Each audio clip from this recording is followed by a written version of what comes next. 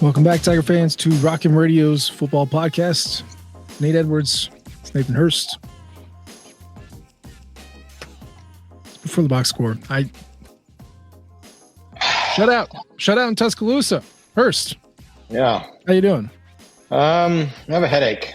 I'm not sure if it's because of the game that I just watched or because I'm dehydrated from the day. I don't know, but that's where we are. But yeah, it's a sad day in Mudville at the moment. Number 15, Alabama Crimson Tide, 34 points. Number 21, University of Missouri Fighting Football Tigers, 0. 0 points. Yeah. First time since 2019 that Mizzou has been shut out. Boy, you know what I do not care about? I do not care about that at all. I agree. All. But let's stay right up at the front. I am very glad that Drinkwitz went for it on fourth down. Yes. And go from the 1. Yes. In the past, he hasn't done that. He's chosen to kick the field goal. He could have done that this time, especially once it was obvious that Alabama came out with their first teamers again. But he didn't. They went for it. They didn't get it. But I'd much rather go out on my shield than take the coward's way out for sure. Yeah. This isn't some streak since 1972. Right. This is 5 years. I have kids older than that. This is not important. It's not. You need to do exactly what they did, which is try to score a touchdown, and they didn't. And who cares? The difference between 7 and 0 is nothing to me. It's still a bad loss. So here we are again. It feels like 2021 when Mizzou could only win by a little or lose by a lot. That's what it feels like. And I don't know why. I know part of it is because they don't have the explosive plays anymore, but like you learn so little in losses like this. And against, power 4 competition, I think, Mizzou's minus 48 point differential, which doesn't mean anything. You still got to get the wins, and they do have them against power 4 competition. It's so lopsided when they lose that you can't learn anything because you're not running your stuff. Nobody's running their stuff. So it's like you losses provide opportunity to learn, and it's like there's nothing there. Well, what we have learned is that this team, as it's constituted, cannot win on the road against good teams. That's for this season. And at this point in time, in 2024, this team cannot go on the road against a good team, ranked or not, and come out with a victory. Beyond that, they can't go in on the road against a good team and be competitive because we haven't seen that twice. Now, the 2 losses that they have suffered in this way have been very different. I think I would not, other than the score looking fairly similar in terms of the final difference in points. Those were 2 very different games in terms of how the team played, how they came out, their motivation level, their execution level, a bunch of different things. It was very different, but at the end of the day, they were uncompetitive in both. So that's what we've learned. It's disappointing based on where we thought the program was and where we hoped, or at least where we hoped the program was in terms of being at a point where they would be able to go and be competitive in these games. And we talked about back in early in when I first started doing this with you back in January, or maybe it was February, we talked about, to look at the schedule and they're going to have to go out and win one of these games. And these were the 2 games, Texas A&M, Alabama. Those are the 2 games. But you could throw in Oklahoma there. We weren't quite sure how bad their offense was going to be. But it was one of these 2 road games you had to win. And they didn't. And they didn't even win it. It's not that they didn't win. They got blown out in both times. So that's disheartening. That's what we learned, but that's not where they are right now. And that's where they need to be if they want to be where we all want them to be. I mean, we kind of knew that Drinkwitz stunk on the road, but I also agree. This is not A&M because Brady Cook was lost after the 3rd possession, 4th. It wasn't a lot. I remember that. Fourth. He walked off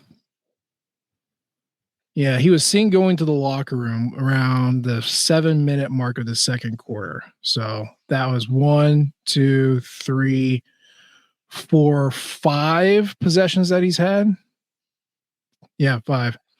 So not a lot. Not a lot. And I will tell you, I mean, we're talking about things that we learned. I know it wasn't pretty, but I think the game plan was going about as well as you thought it could when Cook was in the game. Now, he was not super mobile. He was running for his life out of the pocket when he probably didn't need to every single time, but he was still doing it. But this is the Drinkwitz playbook, right? This is sumo wrestling, right? You get right up in there, you make it ugly and uncomfortable for everybody, and then you hope that you're just sticking around when time's running out and you can get those last points and get out of there with a victory. It's how he did it in 21. It's kind of how he did it in 22, and that's how he's doing it this year in 24. And I think it was working. I mean, 5 drives, 6 points for Alabama. 5 drives, 6 points. And Mizzou had moved the ball, but it was very clearly like kind of conservatively. Hope that the defense can flip the field for you, get some good field position where you can knock in a field goal or a touchdown and just hang around. That's the Drinkwitz MO. And it was working. And then Brady hit the locker room early to get his hand checked out because he bashed it on a helmet twice. And Drew Pine decided to go Leroy Jenkins and just could not see the defense at all and threw an interception. And that was basically it. Staff packed up Cook, said, "You're done."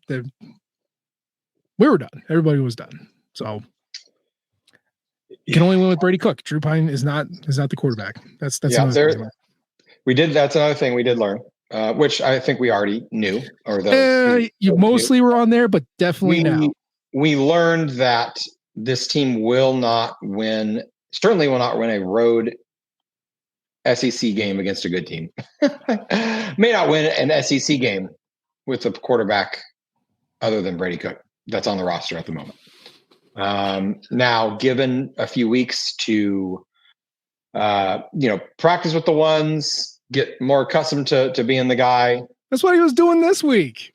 Yeah, maybe at least till later on. Brady Cook wasn't at practice early. Yeah, or maybe Mississippi State. We can circle Mississippi State and say that's the game. There you go. But once again, it's on the road. That back to your point. So we learned that it's Brady Cook or bust. We really knew that already. But if you didn't know that, if you weren't paying attention, that's the case. So we learned that. We learned that they're certainly going to be going portal shopping again this spring. If they weren't already planning on doing that, they certainly are now. And we learned that. I feel like I did learn that I'm more and more impressed with Corey Batoon's game planning coming into games each week. I was really impressed with how his defense was prepared today, just like last week. Just like the last time they had a kind of a different challenge in Boston College. Came in with a really, really solid game plan, and the defense was executing it up until it didn't matter anymore. Mm-hmm. They were packing the line of scrimmage. They were shutting down the run. They were up in the trenches against Alabama, who has a very good offensive line, at least in the run game. They were winning. They were holding their own, if not winning, in the first half. They were getting pressure on Milroe. They were forcing short passes. He is not accurate in the medium passes, which we saw today. He can hit deep shots, and they didn't give him enough time to hit those deep shots early on. And all that together means that they were stuffing him, minus a really boneheaded penalty from your 6-year senior on the first drive of the game, and then a missed holding call a little bit later in that drive. They would have had him shut out until the drive, till after Cook got hurt, because he went out and they got the second field goal right after his last drive. So they were right there in it. They were doing their part. And we could talk about the offense more, but when it comes down to it, when you don't have Brady Cook, it's just not, it's whatever you had schemed up from Curry Moore's perspective, it wasn't going to work. There wasn't a shot. So I did learn that I think Batum is a guy that can get this defense, and has this defense where it needs to be for this to be a winning team. Unfortunately, the other side of the ball, for a number of reasons, isn't there. Yep. Here's what I don't know. I don't know if Brady Cook is going to play again. And I don't want to come across as doom and gloom, but, between the ankle and now the hand, what's the severity? We don't know. I was kind of trying to find scrolling through the post-game comments. I didn't hear anything about Brady Cook's updated status. And I'm sure Drinkwitz doesn't know at this point. I mean, he had to go into Alabama's locker room to get an x-ray, for Pete's sake. Like, you're really not going to get a good idea, 30 minutes after the game is done. And so, but I really don't know. I don't know if he's going to be able to play again. And this isn't it's not questioning Brady Cook's drive competitive, like hand and an ankle, man. Like, you have a bye week before you play Oklahoma.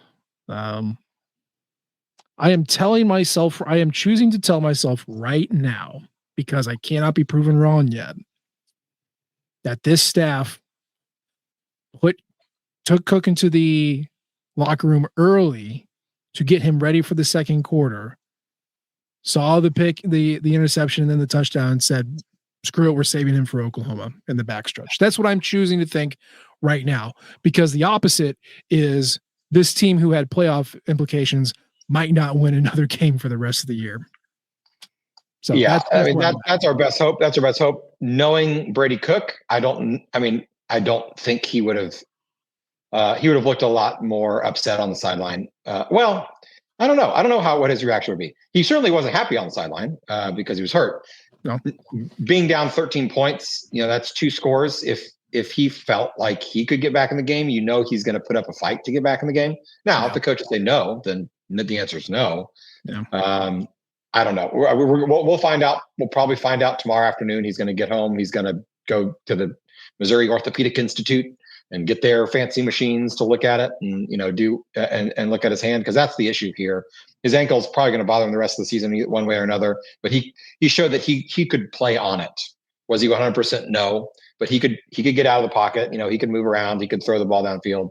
It's the hand that's going to be the difference. And if he broke it, throwing hand, you can't hold on to a football if you break your hand, because often you're going to have to get surgery on that thing anyway. So if he broke his hand, I don't think, I'm not a doctor, but I don't think there's a way he plays again this season.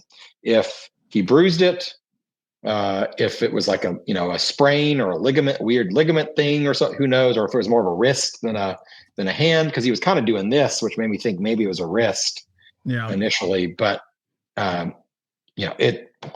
who knows?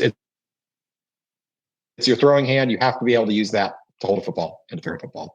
I know it's not rocket science, but we'll find out. We'll find out, because Oklahoma coming up in 2 weeks, they aren't going to be able to score a whole lot of points, but they're going to be able to stop Drew Pine's offense very easily. They have a solid, good defense, and if they feel like they're coming into that game with a shot, because our offense is as deficient as theirs, then they're going to give it their 100%. So you go from there and just look down the schedule. South Carolina, they've got a really good defense. Mississippi State doesn't. So who knows there? Arkansas, they're going to be looking for revenge and potentially going for bowl eligibility, because they have a tough few games here coming up. So it's going to be rough if he's not able to go. So here's your other hope. Look at Curtis Rourke over at Indiana. Had surgery on his thumb. That's a 7 to 10 day recovery window. At least that's what they claim. That's insane to me that is the case, but that is what they claim. Bye week. You get home to Columbia tomorrow. You set it up for Monday. 7 days later, it's practice week for Oklahoma. So there's your other hope. His was a ligament in his thumb, I believe, as opposed to a bone break. So it really just depends on what the injury is. It depends. That we don't know yet. We don't know yet. This can mean anything, right? We don't. Yeah, it can mean anything. So, yes, they're at the moment. Yeah.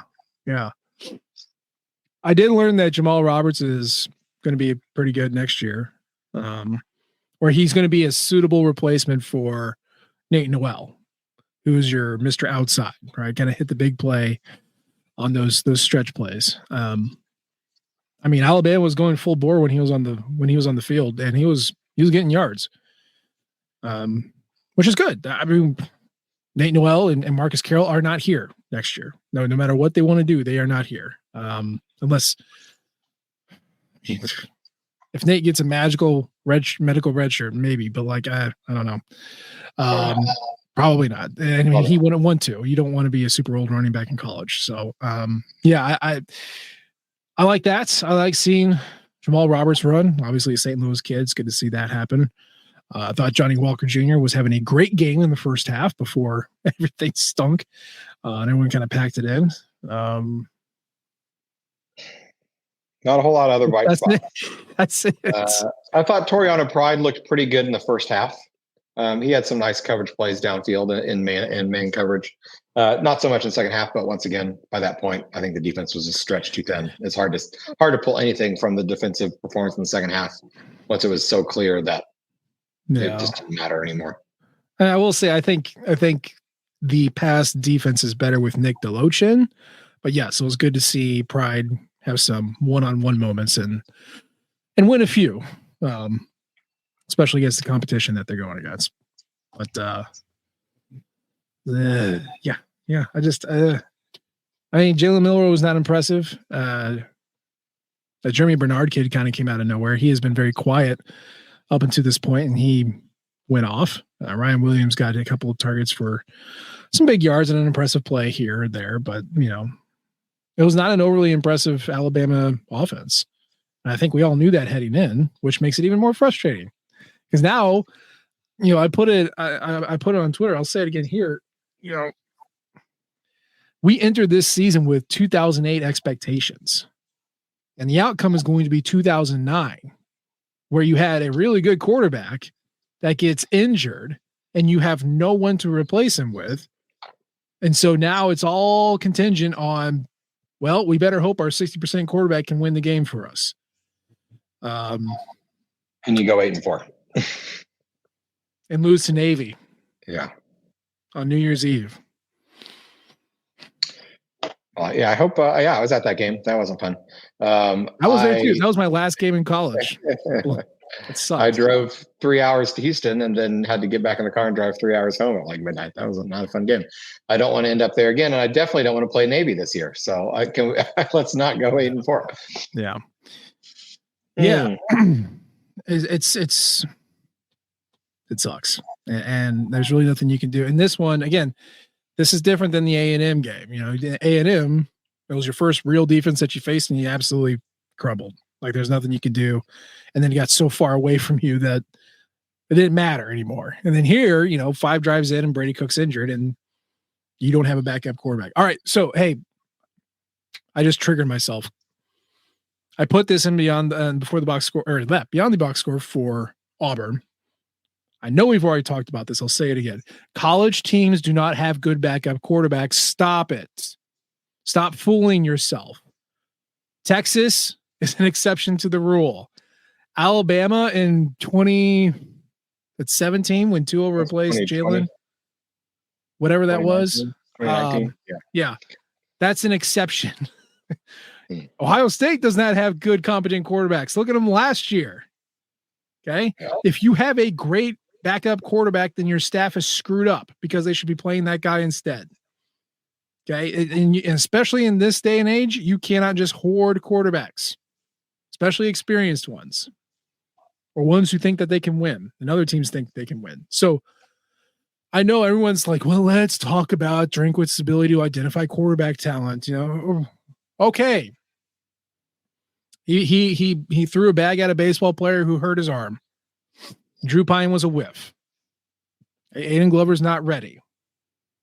Jabari Johnson was not ready. He's not even playing right now, and he's over in Washington. Like,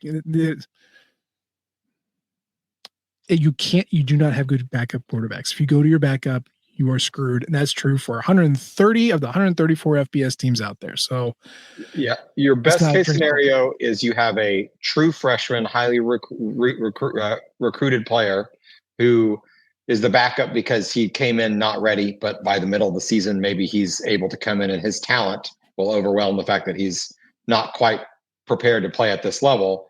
That's the rare exception to the rule, and that may very well be the case for Mizzou next year when they have a 5-star quarterback coming in, and he's not going to be ready to start at the start of the season because he's recovering from a gruesome leg injury. Now he'll fully recover, but he's not going to be ready. I can't imagine he'll be ready. He'll be the starter to start the year next year.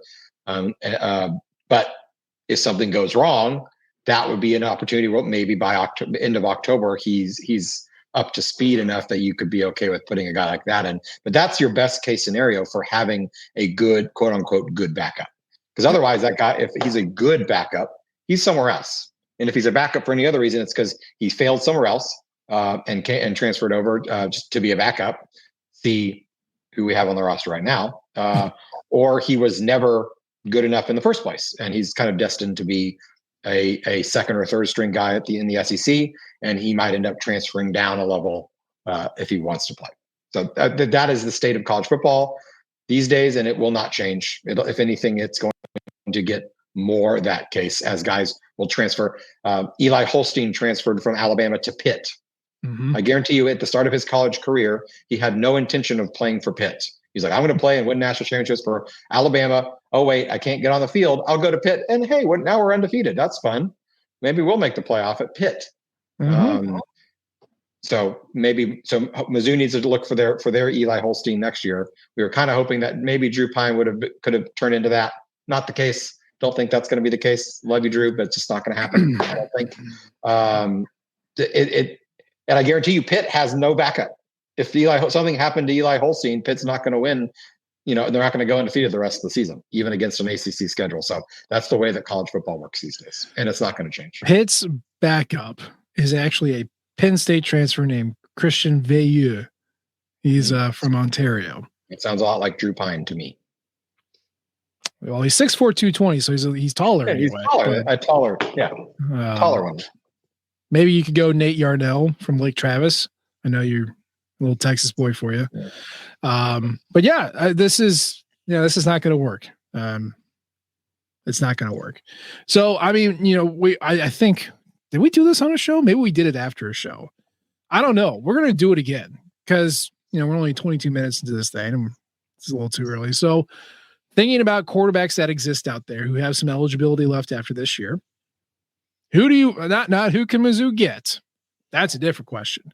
Who do you, Nathan Hurst, want to come in to be Missouri's quarterback next year? I mean, I could go down the list. There's a lot of guys I would love. Let's hear it. Let's hear it. But whether they're going to get into the transfer portal or not, that's a whole nother question. Doesn't matter. Who do you want? Who do you want? We got, let's look. Most likely, if it's going to be you want a starter. You want a guy that is good enough to play. And the chances that they get someone already at the Power 5 level, well, at the SEC or Big Ten level, very low, I think. Yeah. To come at was potentially a lateral move. Now, Mizzou does have a better NIL situation than a lot of teams, especially with guys like Brady Cook and Luther Burden coming off the payroll, open up some cap space, if you will. My gosh, my brain is going. You look at it like, let's say Florida has a coaching change at the end of the year, and DJ Lagway comes on the market. He took a lot of money from Florida. It would take a lot of money to get him, but I don't know if he'd be thrilled to stay at Florida if his coach leaves. Somebody like that. Ideally, look at what Miami has with Cam Ward. Now he's gone. His eligibility will be out, but they pulled him from another P5 at the time team at Washington State. So you want to see, you're looking for a guy like that is good, is experienced, and maybe wants to take a slight step up or a full step up from a G5 team. You're Byron Brown from South Florida. Yep. I don't even know who. like I got someone from like Boise State. I'm not, their quarterback isn't amazing, but that kind of level of a program that could make a step up and go. We'll have I think I'll have better names for you at the end of the season where we can kind of see it who actually wants to leave their current situation to know who we want to go get. But it's got to be somebody. They've got to pull in somebody. Matt Zollers may be very good here, but it's not going to happen next year. So they got to get somebody. I agree. Byron Brown would be my choice in South Florida. I know they're not having as great a year this year, but I still think he's pretty good. Daniel Kalen over at Nebraska, who was committed to Mizzou for a while. I'm going to bring him back. Not that he's playing right now. He's not going to be playing with the Raiola kid sitting there the entire time. Boy. I mean, you want to poach a 5-star who's currently sitting on the bench, like get a DJ Lagway. I mean, you are bringing in a Matt Zollers, and is that something that would even make a lot of sense? How about Alonzo Barnett, James Madison? That would be a good one. I like him. He's 6'2", 206. He's a little short, but you go something like that. Really not a lot of good choices here. Scrolling through. There's always going to be a surprise name or two that sure. that decide to leave and like, oh, I didn't even know that guy was going to be available. So it's kind of too early to go wish-welling at this point, I think. But there's got to be somebody. There's going to be some options with the NIL money that Mizzou has to throw around. I think they're going to be able to find somebody. Now, whether they are able to come in and play well, that's going to be on the coaches, I think. But they're going to have some options. Yeah, they are.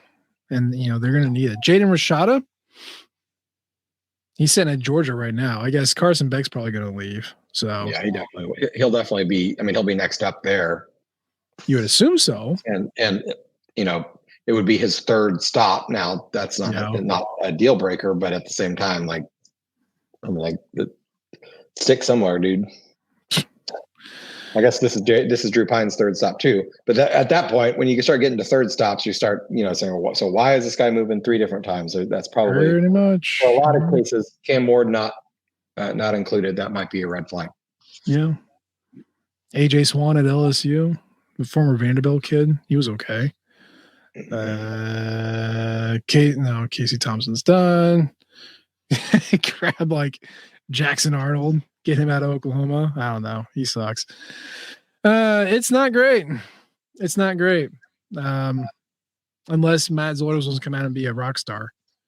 I mean, I'm fine with that. I don't want to say that I would be against that. It's but you very unlikely that a true freshman can come in and play well in an SEC level. And that Eli Drinkwitz doesn't play freshman quarterbacks. Yeah.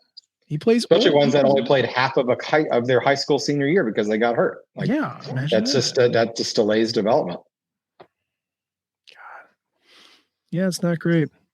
Well, before the season even started, and I do my count the ifs piece, I always say, assuming no major injuries, and even at this one, I put, even with a major injury, I still think this team can win 7 games, and I still stand by that. That is still true. If you have Drew Pine, you can win 7 games. I don't know which one, probably Mississippi State, but I don't know which one, and you'll lose all the others. So that is still true. But just playoffs done. You're not going to have any impressive wins from here on out, so you're not getting into the playoff, which stinks. But did you want to see this team in the playoff? Like, you want to see Mizzou in the playoff, but you want to see this Mizzou team in the playoff? They get stomped. You don't want to. It would have been a very short. I'd rather get in there and get stomped than not get in there. Okay. Better to have loved and lost than to have never loved. Yeah. But I mean, this team, even at full health, wasn't going to make any serious noise in the playoff this year. But anytime you get to the point where you could contend to do that, you want to take advantage, because Mizzou will not have a chance every single year to contend for the playoff. This was one of those years. Maybe they'll have another one very soon. I hope they do. But we can't, a program like Mizzou can't count on it coming around every year or every other year like a lot of other programs can. Sure. But also, this goes back into what we view sitting, for 7 months before the season starts versus what the season ends up being. We said Boston College and Vanderbilt would be slam dunk wins. Turns out they're top 50 programs, right? We thought South Carolina and Mississippi State would suck. Well, I mean, Mississippi State does, but South Carolina is 28th best team in the nation. They had like a top 20 defense. You don't know. The whole thing was that we had an easy SEC schedule. And I think we still do, but everybody was harder than we anticipated. A&M was ready right out the gate. Did not anticipate that. Auburn is still very good despite the only 2 wins. Like, they're still a top 30 team. It's just there's too much fluctuation, and we are running this SEC schedule back, mind you. It's the same next year, so it just flips at Vandy, A&M at home, Auburn on the road, Bama at home, at Oklahoma, South Carolina at home, Mississippi State at home, at Arkansas. Okay, we still got 4 games to go, but like we're running this thing back. It could be this next year, but who the heck knows?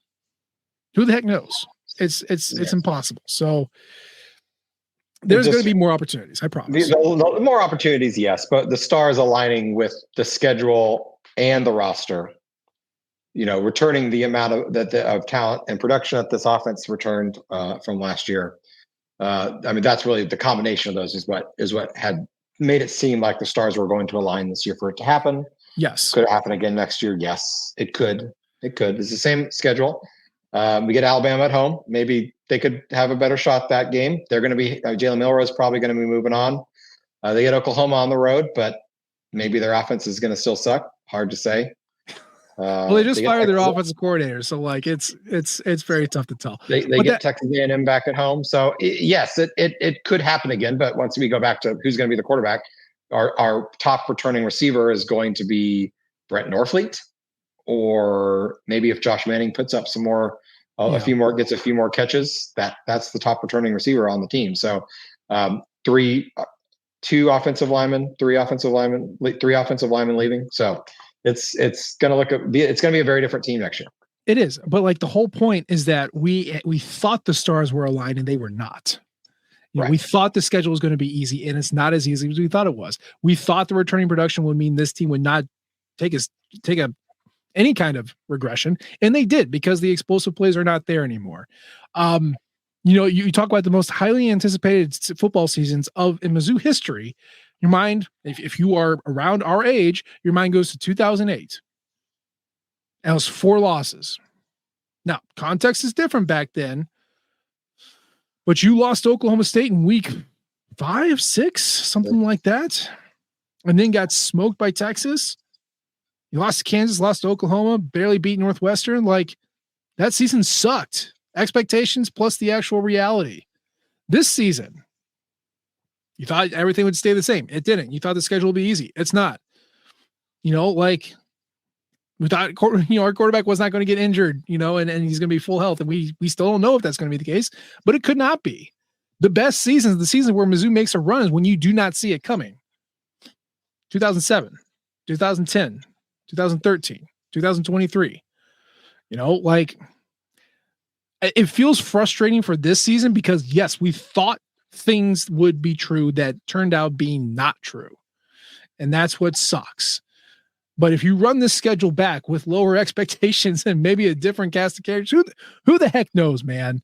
Yeah. And again, if you just get marquee wins and you're in the SEC, 2 wins, maybe that gets you in. Yeah, I don't want to come off as overly pessimistic that Mizzou can't be back in a playoff contention on a regular basis. But what is regular for Mizzou versus what is regular for other SEC programs? It's just not going to be. It's not going to be a year in and year out thing, no matter how well. We're a long way from that. We're a long way from that if it ever gets to that point. So, could it happen next year? Yes, it could. Could it happen in 2 years, 3 years, 4 years? Sure, absolutely. Each year is a different year. But all the things that Mizzou could control, how they played on the field, those things haven't turned out how we had hoped that they would, how they would hope they would turn out. Now, injuries happen, yes, but even in the first 7 games before the injury to Brady Cook, it's still, this team didn't look like a playoff team, despite who we thought we had on the team, who we knew we had on the team based on prior production. And was the schedule, like, were some of the teams we talked about, the teams that are better end up being better than we thought? Vanderbilt, Boston College, yeah, they are better. You still beat them. Those games aren't what jumped up and bit this team in the foot. It's it's games we already knew were going to be the hard games on the schedule.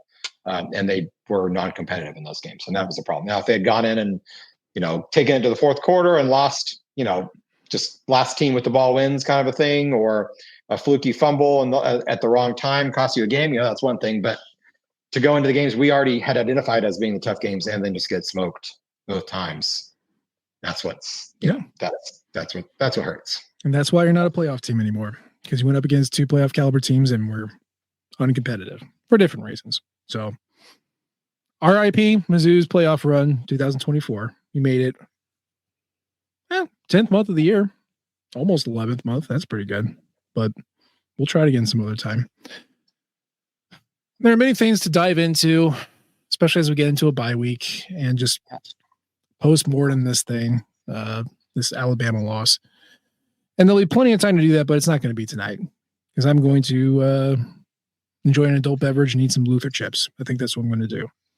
So how do you recover from losses? What are you going to do? I have some holiday Oreos that are about to get housed over there, the red ones with the red icing. Yeah. I'm eyeballing them right now. I'm going to house those, just kind of eat my feelings and regret it in the morning. But, that's Sunday Nathan's problem. Yeah. And look, man.